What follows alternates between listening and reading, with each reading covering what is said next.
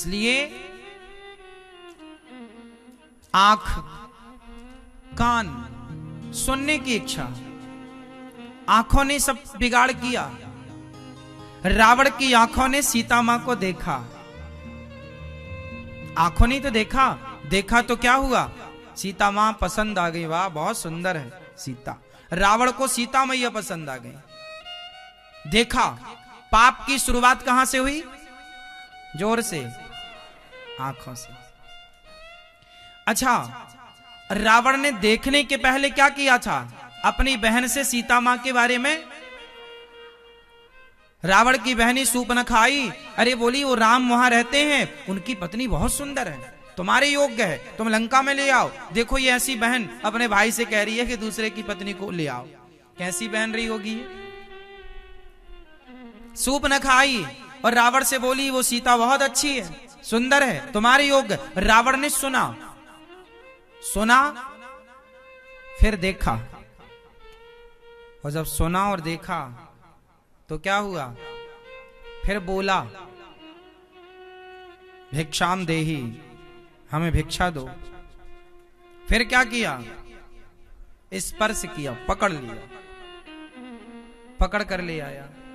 तो रावण देखने की इच्छा, सुनने की, सुना फिर देखा फिर स्पर्श।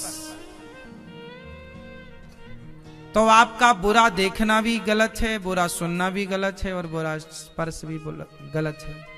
इसलिए इन सब से बचो। इच्छाएं रावण की पूरी ना हो पाई। रावण के कितने बेटे थे? बताओ, रावण के बेटे कितने थे? कितने? 100?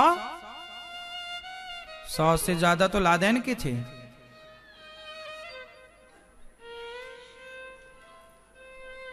रावण के कितने बेटे हैं? 1 लाख बेटा है, 1.25 लाख नाती हैं। रावण के कितने बेटे हैं? अब सोचो, रावण के बेटे 1 लाख हैं तो पत्नियां कितनी रही होंगी? मुख्य पत्नी मंदोदरी थी, तो सारे थोड़ी लाख भर मंदोदरी से हो गए। जब लाख बेटा थे तो पत्नियां कितनी रही होंगी? 10-20 तो रही नहीं होंगी, है ना?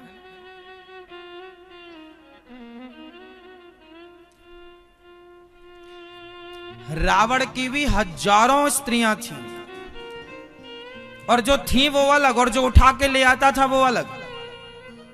किसी की सुंदर मिल गई तो उठा के ले आया, वो अलग था उसका।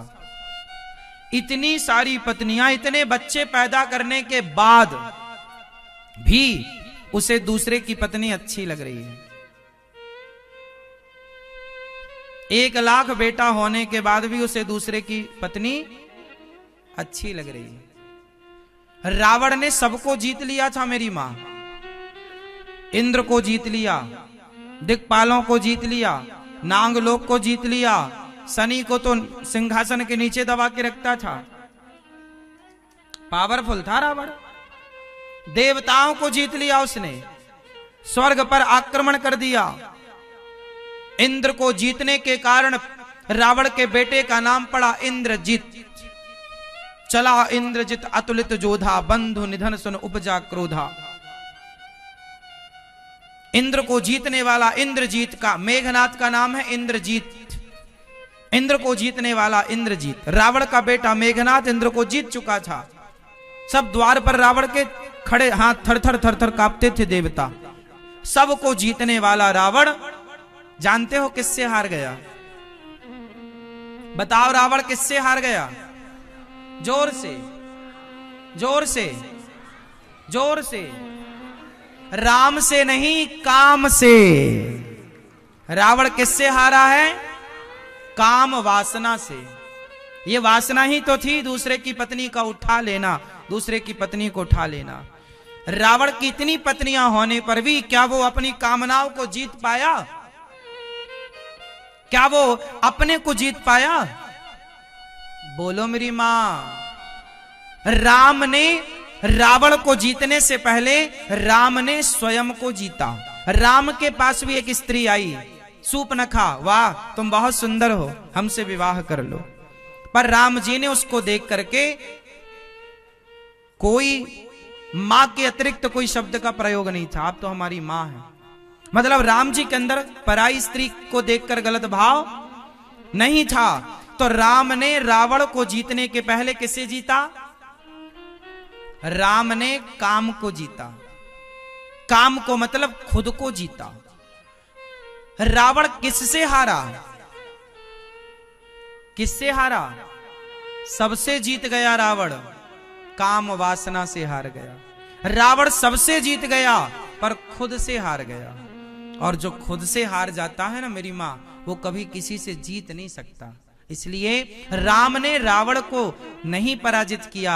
राम ने तो अपने भीतर के काम, अपने अंदर की तमाम इच्छाओं को समाप्त किया। और जो अपने अंदर की इच्छाओं को समाप्त कर देता है, उसके लिए रावण को हरा लेना बहुत कठिन विषय नहीं है।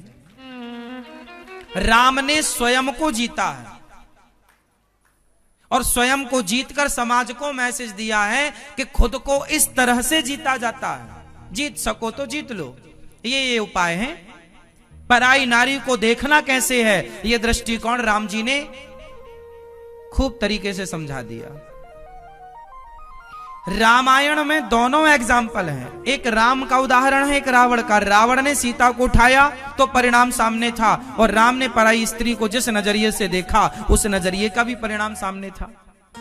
तो हमारे लिए तो राम दर्पण है, आईना है। हमारे लिए तो रावण दर्पण है, हाँ या ना? इसलिए राम को अपना आदर्श माना जाता है।